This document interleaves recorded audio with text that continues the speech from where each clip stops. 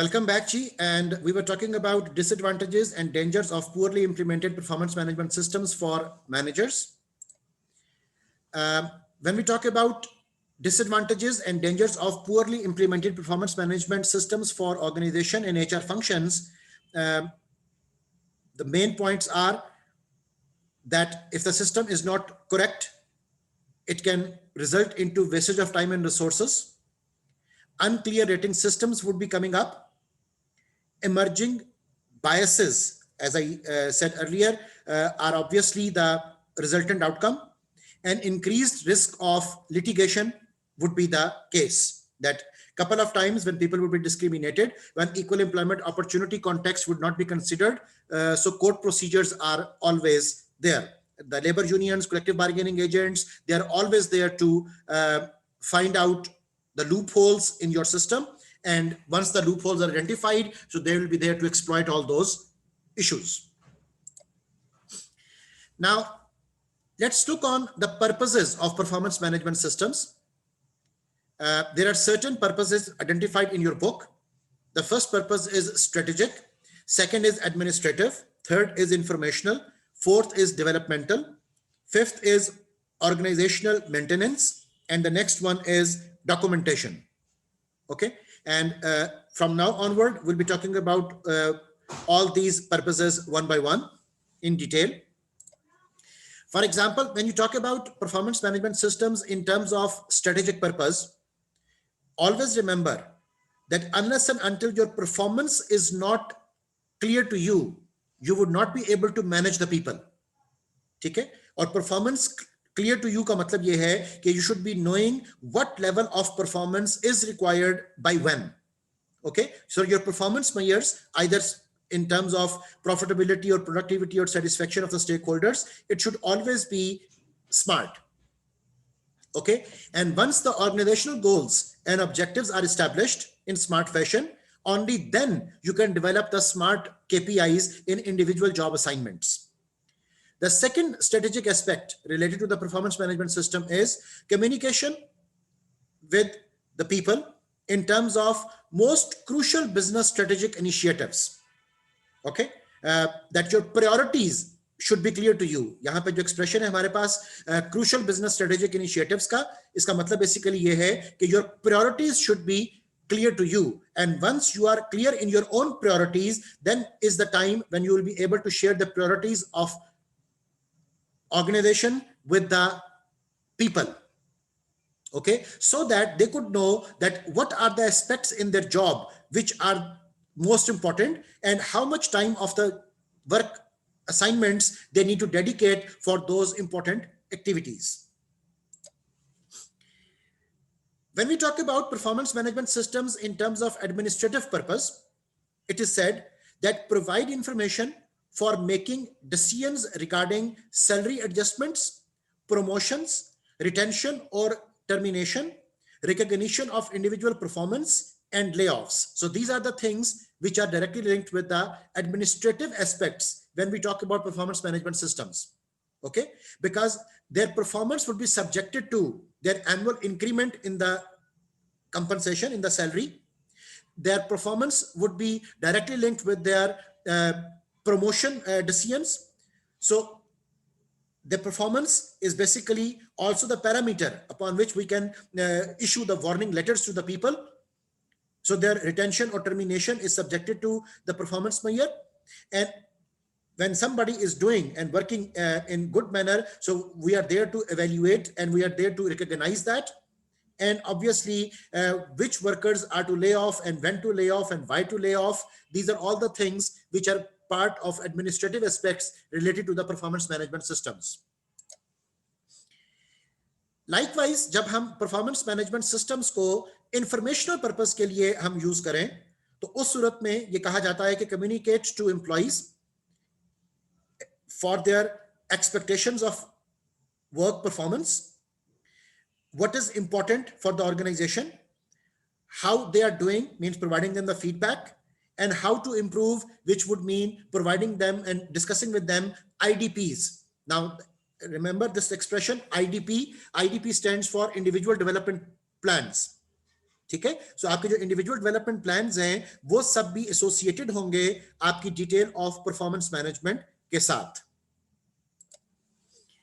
जब हम developmental purpose की बात करें in terms of performance management systems, तो उसके बारे में आपको ऑथर लिखता है कि परफॉर्मेंस फीडबैक एंड कोचिंग ये इसका सबसे इंपॉर्टेंट एस्पेक्ट होगा, जिसके बगैर डेवलपमेंट पॉसिबल वो नहीं होती। Second, identification of individual strengths and weaknesses, because जब आप परफॉर्मेंस को कैलकुलेट करोगे तो यू विल बी नोइंग कि किसके पास कंपिटेंसीज किस लेवल की हैं और किन कंपिटेंसीज को इंप्रूव करने की जरूरत है और कौन सी कंपिटेंसीज सेटिस्फेक्शन लेवल के साथ हमारे पास मौजूद हैं। इसी तरह identification of causes of performance deficiencies, ये आइडेंटिफाई हो सकती है बहुत इजीली।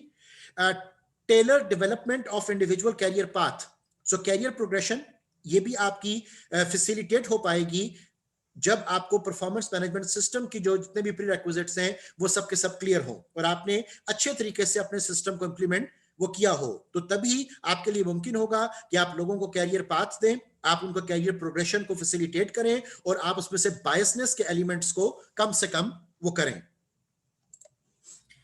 जब हम परफॉर्मेंस मैनेजमेंट सिस्टम को ऑर्गेनाइजेशनल मेंटेनेंस के साथ एसोसिएट करते हैं तो ऑब्वियसली उस केस में we have to plan effective workforce, we have to assess future training needs, we have to see and evaluate performance at organizational level, and definitely evaluate effectiveness of HR interventions कि कहां पर HR को अमल दखल की जरूरत है, जिस अमल दखल से ऑर्गेनाइजेशन की जो डेवलपमेंट है, ऑर्गेनाइजेशन की जो सस्टेनेबिलिटी है वो मटीरियलाइज वो हो सके। सो अगर हम ऑर्गेनाइजेशनल मेंटेनेंस की बात करें, ऑर्गेनाइजेशनल सस्टेनेबिलिटी की बात करें तो उस सूरत में भी हमें परफॉर्मेंस मैनेजमेंट सिस्टम का जो रोल है वो बहुत इफेक्टिवली रिक्वायर्ड होगा। और ये सब कुछ मुमकिन तभी हो पाएगा, ये स्मार्ट भी तभी बन पाएगा जब ये सब कुछ डॉक्यूमेंटेड होगा। याद रखिए, कभी भी परफॉर्मेंस को आप अपने टैसिट नॉलेज से हल वो नहीं करते हो। Performance is always to be shared and communicated and adjusted and evaluated in explicit form. Okay, तो आपको सब चीजों को डॉक्यूमेंट करना पड़ेगा, सब चीजों को शेयर करना पड़ेगा, इंफॉर्मेशन को शेयर करना पड़ेगा, so that all the stakeholders involve should know कि एक्चुअल परफॉर्मेंस इश्यूज हैं क्या और किस लेवल की परफॉर्मेंस वहां पर दी जा रही है। देयरफॉर आपने जब डॉक्यूमेंट चीजों को करना है तो you have to validate selection instruments कि आपने किन बेसिस पर लोगों को सिलेक्ट किया था और जो पैरामीटर्स आपके पास सिलेक्शन के थे वहीं से आपकी बेसिस बनेगी जहां से आपने परफॉर्मेंस की इवैल्यूएशन को भी कैलकुलेट वो करना है। यहां पर एक बड़ा मैं सेंसिटिव सा इशू आपके साथ डिस्कस करना चाहूंगा कि सपोजिटली अगर आपने लोगों की हायरिंग ही कंप्रोमाइज्ड की थी बिकॉज यू एक्चुअली विटनेस्ड कि जिस टैलेंट को आप एक्वायर करना चाह रहे हो, the high talent, that is very costly. अब आपने कॉस्ट इफेक्टिवनेस के लिए टैलेंट के ऊपर कंप्रोमाइज किया तो ऑब्वियसली जब आप कंप्रोमाइज्ड हायरिंग करोगे तो आपकी परफॉर्मेंस भी कॉरस्पॉन्डिंगली कंप्रोमाइज्ड ही होगी। सो आपको जितने भी aspects of reliability and validity हैं related to the HR functionalities, उन सब को मद्देनजर रखना पड़ेगा when you are documenting the whole system. Okay, इसी तरह उस डॉक्यूमेंटेशन की वैलिडिटी इस बात पर भी मुनहसर होगी कि आप परफॉर्मेंस में क्या ऐसे पैरामीटर्स तय कर रहे हो जो जॉब से रिलेटेड हैं या नहीं। Because I will be showing you different forms, जिन फॉर्म्स में विल बी फाइंडिंग आउट कि ऐसे पैरामीटर्स पूछे गए इवैल्यूएशन के लिए जिन पैरामीटर्स का किसी किस्म का कोई ताल्लुक जॉब या ऑर्गेनाइजेशन के साथ नहीं है। Okay, so that means कि वो parameters would be not valid instruments to be evaluated in terms of performance management appraisal. So document administrative decisions, आपको जितने भी डिसीजन मेकिंग की गई उस परफॉर्मेंस से रिलेटेड उसका सारा हिस्टोरिकल रिकॉर्ड वो भी मेंटेन रखना पड़ेगा ताकि हमारे पास प्रेसिडेंट्स जो है वो मेंटेन रहें। And obviously help meet legal requirements भी, ताकि अगर किसी भी केस में अगर आपके खिलाफ कोई कानूनी कार्रवाई होती है तो आप डॉक्यूमेंटेड फॉर्म में एविडेंस शो कर सकें कि आपके पास पैरामीटर्स ऑफ इवैल्यूएशन क्या थे, आपने उनको कैसे इवैल्यूएट किया और उन इवैल्यूएशंस की बेसिस पर आपने लोगों की जो इंक्रीमेंट, प्रमोशन, इस तरह के जितने डिसीजंस थे उसमें कहीं पर भी डिस्क्रिमिनेशन नहीं बरती गई। अब एक आइडियल परफॉर्मेंस मैनेजमेंट सिस्टम को जब हम डेवलप करने की बात करें तो हमारे पास 15 कैरेक्टरिस्टिक्स उसकी आती हैं, और इन तमाम कैरेक्टरिस्टिक्स को अब इन डेप्थ अभी हम वन बाय वन डिस्कस करेंगे।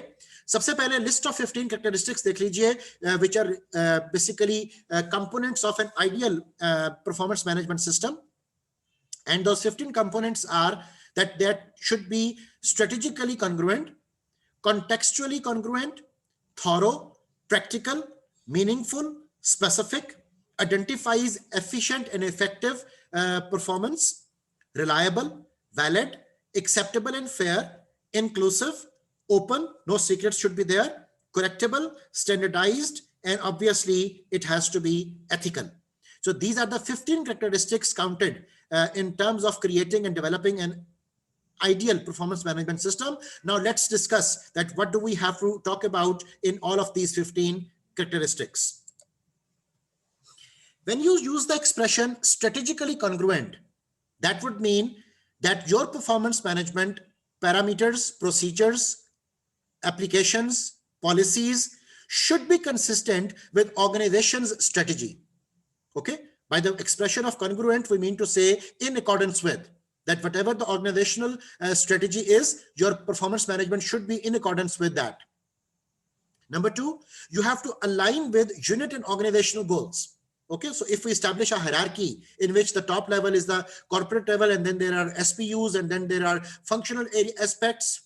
So remember that all of these levels should be associated with one another, that the corporate level objectives should be translated into business level objectives, business level objectives should be translated into functional level objectives, and the functional level objectives should be translated into individual level targets and goals. Okay, so unless and until the alignment is not there, you would not be able to achieve your required standards. When you talk about contextual congruence, in terms of contextual congruence, it is said that congruent with the organization's culture as well as the broader cultural context of the region or the country. For that matter, you also need to know that what are the standards and practices in your industry, how the industry is overall evaluating the performance of their employees, what are the cultural aspects of that particular region, because the cultural perspectives and the performance parameters available in the West might not be directly applicable in the East. And it is not just a comparison between the East and the West. It might be different from country to country. Okay, it might be different from region to region. Okay, so we have to be very much careful कि हम किस context में अपने performance system को वो establish वो करना चाहते हैं.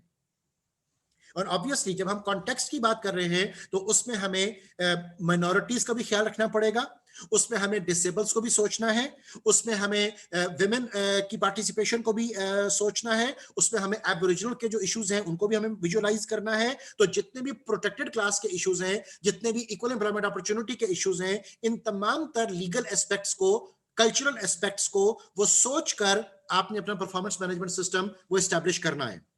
यहां पर एक एग्जांपल उससे डिस्कस की हुई है इन terms of 360 degree feedback. Okay, आप 360 डिग्री फीडबैक जिसमें कि आप फीडबैक डिमांड करते हो from all the people associated with the job. For example the supervisor, the colleague, the subordinate, the customer, the supplier, so all the people involved or associated with a particular job, वो सब लोग अपना अपना feedback उस job के बारे में वो देंगे. इस प्रोसेस को हम जनरली नाम देते हैं 360 डिग्री फीडबैक का. अब यहां पर वो कहते हैं कि 360 degree feedback is not effective where communication is not fluid and hierarchies are rigid. Okay, so ये तभी मुमकिन हो पाएगा कि जब there is fluid organization. Fluid organization से मुराद होती है फ्लेक्सिबल, वहां पर इन्वायरमेंट हो, एक ऑर्गेनिक स्ट्रक्चर वो डेवलप किया गया हो, और वहां पे जो हायरार्कीज हैं वो बहुत ज्यादा टॉल होने की बजाय फ्लैट हायरार्कीज हो, और वहां पर क्रॉस फंक्शनल और क्रॉस हायरार्किकल वर्क ग्रुप्स और वर्क टीम्स ऑपरेट कर रही हो. ये वो इन्वायरमेंट है जहां पर 360 डिग्री फीडबैक वो प्रैक्टिकल होगा. अदरवाइज अगर हायरार्कीज बहुत रिजिड है, chain of command, span of control, lines of authority, formalisation, centralisation, ये सब चीजें बहुत ज्यादा हैं, तो उस सूरत में आपका जो प्रोसेस ऑफ 360 डिग्री है वो वीक हो जाता है.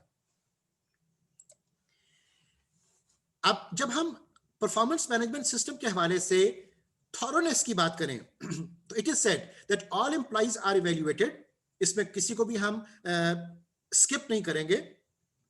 It has to be thorough, it has to be concrete. All major job responsibilities are evaluated. आपने कहीं अपने परफॉर्मेंस मैनेजमेंट सिस्टम में किसी मेजर जॉब रिस्पॉन्सिबिलिटी को इग्नोर ना कर दिया हो, इस बात को भी आपने ख्याल रखना है. Evaluations cover performance for entire review period, के जिस अरसे के लिए आप परफॉर्मेंस को कैलकुलेट करना चाहते हो उस अरसे के दौरान क्या टारगेट्स एंड ऑब्जेक्टिव सेट किए गए थे, ये चीज आपको क्लियर हो. And feedback is given on both positive and negative performance, और आपने दोनों एस्पेक्ट्स में कि कहां पर आपको री एनर्जाइज करने की जरूरत है और कहां पे आपको री इंजीनियर करने की जरूरत है, it should be clear to you. And it should not only be clear to you, but it should always be communicated with the people involved in the process. जब हम इस परफॉर्मेंस मैनेजमेंट के context में practical के word को use करेंगे तो the practical characteristic would say कि परफॉर्मेंस मैनेजमेंट सिस्टम सबको अवेलेबल हो. It should not just be documented, it should not be just part of computer systems, बल्कि उसकी एग्जीक्यूशन वो जरूरी है. It should be easy to use, ताकि बहुत ज्यादा अगर कंफ्यूज्ड आपने सिस्टम बना दिया तो उसकी कॉम्प्लिकेशन इतनी बढ़ जाएगी कि आपके रिजल्ट्स शायद रिक्वायर्ड लेवल पर वो ना मिल सके. It should be acceptable to decision makers and benefits outweigh cost, ये चीजें हमें मद्देनजर रखनी चाहिए. आपको यह भी देखना पड़ेगा कि जो परफॉर्मेंस मैनेजमेंट सिस्टम आप इंस्टॉल करना चाहते हो उसके कॉस्ट वर्सेस बेनिफिट एनालिसिस में the benefits should be more than the cost. Otherwise अगर आपने बहुत महंगा परफॉर्मेंस मैनेजमेंट सिस्टम इंस्टॉल करवा लिया लेकिन दरअसल आपको उसकी जरूरत उस लेवल की नहीं है, तो ऑब्वियसली आप बिला वजह अपनी कॉस्ट बढ़ा रहे हो और उसका बेनिफिट जो आपको ड्राइव होगा वो शायद वैसे मुमकिन ना हो पाए. It all depends on the contingencies. अब उन कॉन्टिजेंसीज में ऑर्गेनाइजेशन की स्ट्रेटेजी, ऑर्गेनाइजेशन का साइज, ऑर्गेनाइजेशन के रिटर्न्स एंड रेवेन्यूज, ऑर्गेनाइजेशन की प्रोडक्ट्स एंड सर्विसेज, ऑर्गेनाइजेशन की इंडस्ट्री, ये तमाम चीजें मैटर वो करती हैं. इसी तरह जब आप परफॉर्मेंस मैनेजमेंट सिस्टम में मीनिंगफुलनेस की बात करोगे तो मीनिंगफुलनेस के हवाले से standards are important and relevant. आपने जो भी सेट किए to achieve in the required given period वो आपके रेलिवेंट होने चाहिए और इंपॉर्टेंट होने चाहिए स्टैंडर्ड्स. इसी तरह system measures only what employees can control. Okay, तो और एक और बात याद रखिएगा कि आप उस चीज को कंट्रोल नहीं कर सकोगे जो आपने क्वांटिफाइड वो ना बनाई. मैं बार बार इस बात पर एम्फसाइज कर रहा हूं कि क्वांटिफाई करना परफॉर्मेंस को वो बहुत जरूरी है. हमारी ऑर्गेनाइजेशंस के अंदर एक बहुत बड़ा डायलेमा ये है कि हम चीजों को क्वांटिफाई नहीं करते. तो जब हम उनको क्वांटिफाई नहीं करेंगे तो हम उनको मेजर नहीं कर सकेंगे, और जब हम उन्हें मेजर नहीं कर सकेंगे तो हम उन्हें कंट्रोल नहीं कर सकेंगे. इसी तरह रिजल्ट्स हैव कॉन्सिक्वेंसेस. आपके जो भी पॉजिटिव एंड नेगेटिव रिजल्ट्स हैं, याद रखिए कि वो जाहिर है कि ऑर्गेनाइजेशन की जो बेटरमेंट है, डेवलपमेंट है, सस्टेनेबिलिटी है, उसके ऊपर असरअंदाज हो रहे हैं. इसी तरह evaluations occur regularly and at appropriate times. आप हमेशा अनाउंस्ड वे में एक पीरियोडिक फैशन के अंदर आप इवैल्यूएशंस वो करोगे. अब आपने उसके लिए टाइम फ्रेम जो भी सेट किया है, starting from the daily to weekly to monthly to biannually to semi annually, आपका वो पैरामीटर वो क्लियर होना चाहिए. एंड इसी तरह system provides for continuing skill and development of evaluators. ठीक है, तो एक सिस्टम की अवेलेबिलिटी भी आपके पास हो ताकि सिस्टम अगर डाउन हो जाता है, सिस्टम में अगर कोई एरर आ जाता है तो वहां पर जाहिर है कि हम रिकॉर्ड कीपिंग अपनी मेंटेन वो नहीं कर पाएंगे. जब हम स्पेसिफिक फैक्टर की बात करें in terms of performance management characteristic, तो उसके अंदर आपका ऑथर लिखता है कि concrete and detailed guidance to employees वो प्रोवाइड होनी चाहिए. What's expected and how to meet the expectations. बहुत स्ट्रेट फॉरवर्ड क्वेश्चंस हैं और ये स्ट्रेट फॉरवर्ड ही कम्युनिकेट वो होने चाहिए. इसी तरह जब हम कैरेक्टरिस्टिक्स में identification of effective and ineffective performance की बात करें तो you should be able to distinguish between effective and ineffective. और उस डिस्टिंग्विशिंग फैक्टर के अंदर लोगों के बिहेवियर्स, लोगों के रिजल्ट्स, ये दो अहम पैरामीटर्स होंगे ऑफ इवैल्यूएशन. और यही वो फैक्टर होगा जहां पर आप अपनी बायसेस को, अपने फेवरेटिज्म को ओवरकम वो कर सकोगे. सो provide ability to identify employees with various levels of performance. Okay, sometimes some employee might have a very good behavior but somehow low results, and at the same time somebody might be meeting up the results and would not be having the good behavior. अब इनमें से किसी एक चीज को भी हम ignore वो नहीं कर सकते हैं. So we need to have the behaviors and we need to have results simultaneously.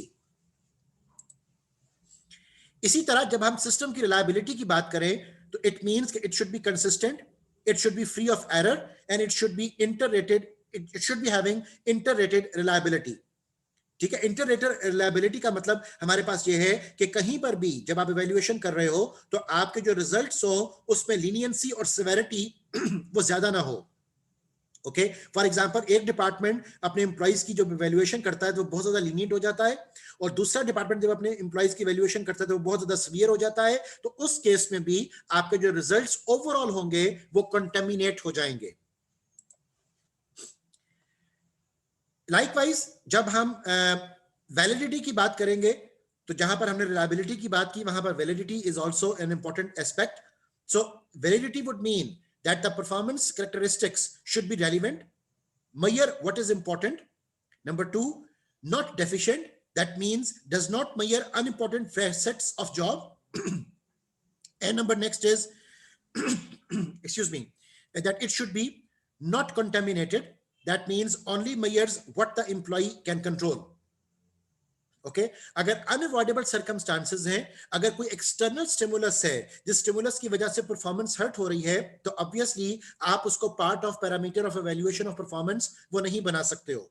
सो आप परफॉर्मेंस सिर्फ उन एस्पेक्ट्स के गिर्द लेकर चल सकोगे जिनको आप मेजर और कंट्रोल वो कर सको, और जिन फैक्टर्स को एम्प्लॉय कंट्रोल नहीं कर सकता उन परफॉर्मेंस एस्पेक्ट्स को मेजर करना ये असूल की खिलाफ वर्जी होगी. इसी तरह जब हम बात करते हैं एक्सेप्टेबल एंड फेयर की, तो एक्सेप्टेबल और फेयर के अंदर वो बात करता है कि आपको जस्टिस और फेयरनेस ये चीजें लेकर आनी है. So perception of distributive justice आपकी ऑर्गेनाइजेशन के अंदर एस्टैब्लिश्ड हो, that work performed is evaluated और जिसके अगेंस्ट हमें इवैल्यूएशन मिल रही है उस इवैल्यूएशन के अगेंस्ट आपको रिवॉर्ड मिलेगा. So distributive justice must be there. And second aspect is perception of procedural justice. और procedural justice की जब हम बात कर रहे हैं तो fairness of procedures should be used, जिसमें के आप determine करोगे ratings को और link करोगे ratings को rewards के साथ. ओके, और जब तक आप रेटिंग एंड रिवॉर्ड को आपस में एसोसिएट नहीं करोगे, जब तक आप रेटिंग्स को डिटरमिन नहीं करोगे, जब तक आप उस सारे एस्टैब्लिश्ड रिक्वायरमेंट को शेयर नहीं करोगे, तब तक जस्टिस क्रिएट वो नहीं होगा और तब तक आपका again biasness, favouritism, prejudice attitude ये सब चीजें बरूएकार आती रहेंगी. जब हम बात करें इंक्लूसिव होने की तो your author says that the performance management system should represent concerns of all involved. ठीक है, कोई भी excluded नहीं होगा, सब लोग उसमें शामिल किए जाएंगे when that establishment of performance management system is the norm. Okay, so when system is created, employees should help with deciding what should be measured and how it should be measured. और same case हमने discuss किया था कि जब आप job description भी बना रहे हो तो वो जॉब डिस्क्रिप्शन डॉक्यूमेंट एक सीक्रेट डॉक्यूमेंट नहीं है. It has to be communicated, it has to be shared and it has to be agreed upon. Okay, और इसी मकसद के लिए हम MBO प्रोसेस भी अपना जनरेट करते हैं. So employees should provide input on performance prior to evaluation meetings. Okay, और इसमें बहुत इंपॉर्टेंट बात हम आगे चलकर भी डिस्कस करेंगे. यहां पे आपको मैं उसका सिर्फ एक हिंट दे रहा हूं कि जब परफॉर्मेंस को इवैल्यूएट करना है तो उस परफॉर्मेंस के बारे में फीडबैक फ्रॉम द एम्प्लॉय लेना वो बहुत जरूरी है. बल्कि एक एम्प्लॉय अपना परफॉर्मेंस अप्रेजल फॉर्म खुद फिल करे. ठीक है, हमारे आमतौर पर जो एस्टैब्लिश्ड प्रैक्टिस में काउंट की जाती है वो ये है कि एक एम्प्लॉय अपना परफॉर्मेंस अप्रेजल फॉर्म खुद फिल करता है, एक सुपरवाइजर वो भी उस एम्प्लॉय का परफॉर्मेंस अप्रेजल फॉर्म वो फिल करता है और फिर उन दोनों फॉर्म्स को आपस में कंपेयर और डिस्कस करने के बाद एक फाइनल जो आउटकम होगा वो जनरेट होगा. और ये मकसद भी हम क्यों लेकर आ रहे हैं, ताकि एक एम्प्लॉय अगर अपनी परफॉर्मेंस से रिलेटेड कोई चीजें आइडेंटिफाई करना चाहता है तो that person has the complete right to talk about his और हर ओन परफॉर्मेंस. इसी तरह there should be no secrets और नो ओपन कंसर्न्स. सो एक ओपन डिस्कशन जो है वो होनी चाहिए. एक शेयर्ड कॉन्टेक्स्ट में परफॉर्मेंस कैलकुलेट होनी चाहिए. So frequent ongoing evaluation and feedback shared हो, डिस्कस्ड हो. Two way communication in appraisal meetings, ये बहुत जरूरी है बिकॉज हमारे यहाँ पर जनरली ये मीटिंग्स कंडक्ट नहीं की जाती, जिसकी वजह से परफॉर्मेंस इवैल्यूएशन पैरामीटर्स जो हैं वो वायलेट हो रहे होते हैं. Clear standards and ongoing communication वो होनी चाहिए, और communication should always be factual, open and honest. इसके बाद 15 कैरेक्टरिस्टिक्स में the next factor we have is correctable, कि आपने जो भी परफॉर्मेंस एस्पेक्ट्स डेफिशिएंसीज आइडेंटिफाई की, उन डेफिशिएंसीज को ठीक करने का मौका भी दिया जाना चाहिए, और ये एम्प्लॉय का हक है. Okay, so recognises that human judgement is fallible. ठीक है, गलतियां हो सकती हैं, सो उस जजमेंट को करेक्ट करने का और उस जजमेंट से रिलेटेड जो आउटकम है उसको करेक्ट करने का जो फ्लेक्सिबल एस्पेक्ट है, that should always be there. और एक और बहुत इंपॉर्टेंट चीज है कि अपील्स प्रोसेस प्रोवाइडेड, कि अगर फर्ज करें किसी शख्स को यह लगता है कि उसके साथ बायसनेस हुई है या उसकी परफॉर्मेंस ठीक इवैल्यूएट नहीं हुई, तो उसके पास एक पूरा अपील प्रोसीजर होना चाहिए ताकि वो रिव्यू करवा सके अपनी परफॉर्मेंस का. और याद रखें कि ये उसका लीगल राइट भी है. उसके बाद जब हम बात करते हैं स्टैंडर्डाइजेशन की, तो स्टैंडर्डाइजेशन के केस में ongoing training of managers to provide. ठीक है, कि जिन लोगों ने उसको इवैल्यूएट करना है, they should be knowing what to evaluate, when to evaluate, how to evaluate.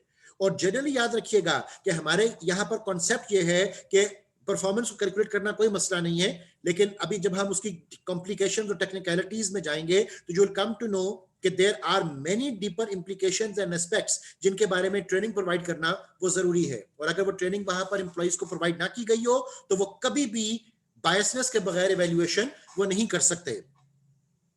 इसी तरह आपका जो परफॉर्मेंस मैनेजमेंट सिस्टम हो, it should be consistent evaluation across the people and the time. ठीक है, आपका जो टाइम ऑफ इवैल्यूएशन है ये भी बहुत इंपॉर्टेंट है. सपोजिटली आपने अपना फाइनेंशियल ईयर एंड टाइम रखा हुआ है फॉर द परफॉर्मेंस इवैल्यूएशन, तो फाइनेंशियल ईयर एंड में आप तमाम लोगों को एक ही वक्त में इवैल्यूएट वो कर पाओ, या उनकी वैल्यूएशन में जो टाइम डिफरेंस है वो इतना ज्यादा ना हो कि परफॉर्मेंस के अंदर मेजर डिफरेंसेस वो आने शुरू हो जाएं.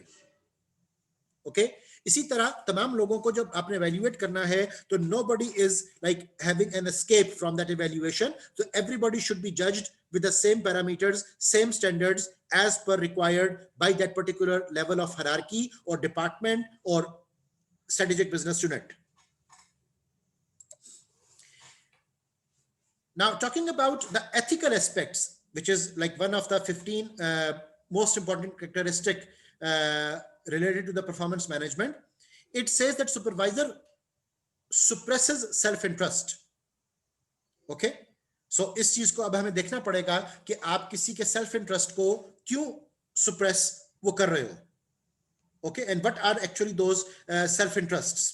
Number 2, supervisor rates only where he has sufficient information about the performance dimension.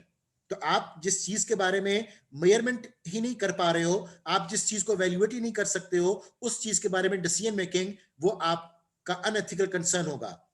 So, being a supervisor, you should be knowing कि किन competencies, किन characteristics, किन behaviors को calculate करने का कहा गया है, और उन competencies and behaviors की calculation में आपके पास expertise का होना वो जरूरी है.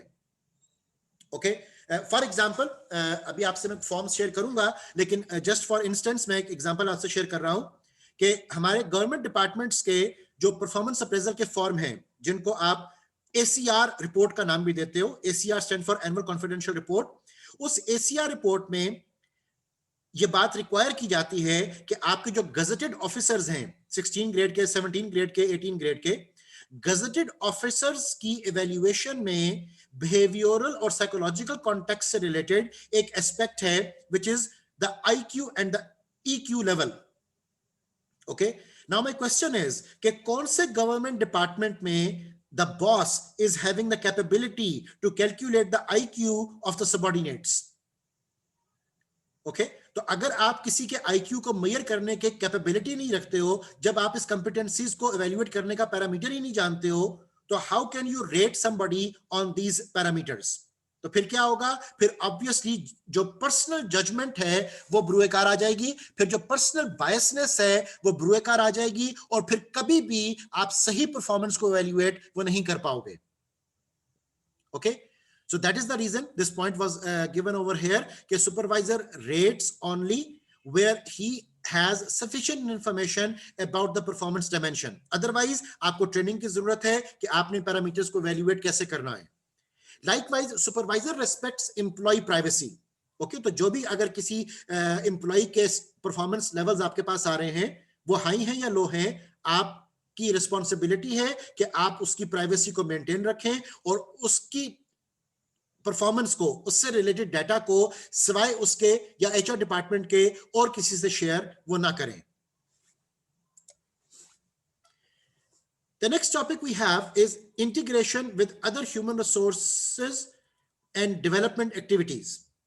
इस हवाले से आपका ऑथर अपनी बुक में लिखता है कि performance management provide information for number 1 development of training to meet organisational needs. ठीक है, ताकि तमाम लोगों को पता हो कि ऑर्गेनाइजेशन की रिक्वायरमेंट्स क्या हैं जिसके ऊपर हमने वैल्यूएशंस करनी है. वर्कफोर्स की प्लानिंग की जाए जिसमें हम सप्लाई एंड डिमांड सिचुएशंस को विजुअलाइज करते हैं. रिक्रूटमेंट एंड हायरिंग डिसीजंस हमारे ऑन टाइम, अप्रोप्रिएट और अप टू द मेरिट होने चाहिए. और इसी तरह डेवलपमेंट ऑफ कंपनसेशन सिस्टम भी जो कि डायरेक्टली लिंक्ड होगा विद द परफॉर्मेंस मैनेजमेंट. सो इन चीजों के बारे में क्लैरिटी का होना वो बहुत जरूरी है. Therefore, you need to establish the compensation policy and you need to establish the performance management policy. Now, when we talk about performance management around the world, तो पूरी दुनिया के अंदर developing countries से लेकर developed countries तक performance management is the norm of the day. As it is written in the slide, that performance management used in United States, Mexico, Turkey, India, Australia, China, and so on, and name the country, organizations are adopting the right methods of evaluation. Okay, so pay for performance, performance management system, ye tamam are not just buzzwords, but actually organizations are making them part of their planning and executions. So common across countries needs to align individual and organizational goals to enhance the performance of individuals and groups. Okay, so most of the time जब एक organisation multinational context में भी operate कर रही है तो उस multinational context में भी तमाम एरियाज जहां पर भी जिन कंट्रीज में भी उसके यूनिट्स वो एस्टैब्लिश्ड हैं, उन सब के अंदर एक सिंक्रोनाइज्ड और पैटर्नाइज्ड मेथड होना चाहिए of calculating the respective performance. Likewise, it is said that yet different countries emphasize different components of performance management. जैसा आपको शुरू में मैंने बताया कि हर इलाका, हर जगह वो डिफरेंट हवालों से अपनी वर्कफोर्स की प्लानिंग वो कर सकती है. सो वहां पर फ्लेक्सिबिलिटी का होना भी जरूरी होगा, but again that flexibility is basically in response to local requirement. Okay, जैसे यहां पर वो एग्जांपल में लिख रहा है कि performance management systems in Japan tend to emphasize behaviors to the detriment of results. Okay, जिसके बरक्स सेकंड एग्जांपल देखिए कि the current challenge among many organizations in South Korea is how to reconcile a merit based approach with more traditional cultural values. Okay, तो इन चीजों को balance करना हमारे लिए जरूरी है कि हर कल्चर के अंदर, हर कॉन्टेक्स्ट के अंदर, कहीं पर अगर मैनेजमेंट फिलॉसफी जो है वो जियोसेंट्रिक है, कहीं पर एथनोसेंट्रिक है, कहीं पर पॉलीसेंट्रिक है, तो आपको ये देखना पड़ेगा कि वहां पर परफॉर्मेंस को कैलकुलेट करने के जो तरीकेकार हैं वो कैसे हैं.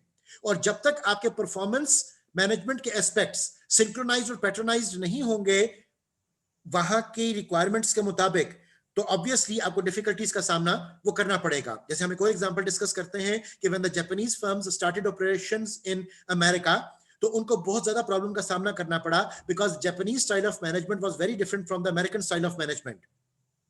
क्योंकि Japanese culture is was more collectivist, जबकि American culture was more individualistic. तो वहां पर ग्रुप वर्क में काम करना, टीम वर्क में काम करना जापानीज के लिए बहुत डिफिकल्ट था.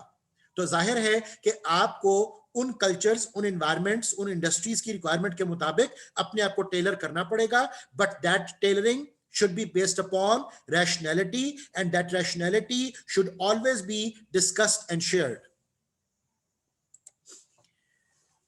सो आज के सेशन में हमने जो एक ओवरव्यू परफॉर्मेंस मैनेजमेंट सिस्टम के हवाले से देखा, we discussed definition of performance management, we talked about the performance management contribution, then we looked at disadvantages, dangers of poorly implemented performance management systems. उसके बाद हमने aims and role of performance management system के ऊपर बात की, characteristic of an ideal performance management system के ऊपर discussion की और उसकी 15 कैरेक्टरिस्टिक्स हमने देखी. इसी तरह integration with other human resources and development activities, that was the topic we discussed. And then at the last we talked about performance management around the world. So that basically concludes our second session, and we'll see each other at 2:15 now. Thank you for joining in this session.